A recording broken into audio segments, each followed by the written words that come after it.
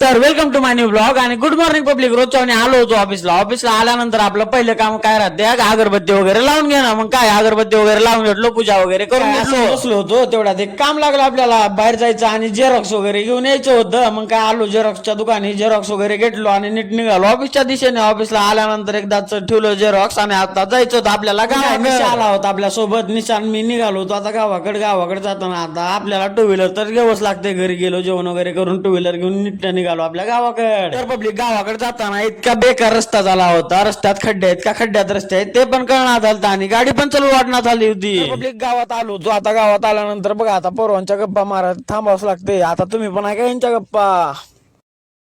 उलटा मोबाईल धरला असता उलटा धरायचा उलट धरत जाऊन दोन डोळ्यातच घेऊन असं उलपाटी करत जाऊन आपलं लॉंग टाइम इन फ्रेंड्स होय टाइम स्पेंड होय दिसेना काय नाही मला माहित नाही. तो चले हसतो रो मला तो चले हसू आला आणि तिने ते शर्ट प्लेअरचा विषय कसा होता माहिती आहे शर्ट प्लेअर असं करला तरी नाटक आणि पण शहाणपणा. हां छान पास करायला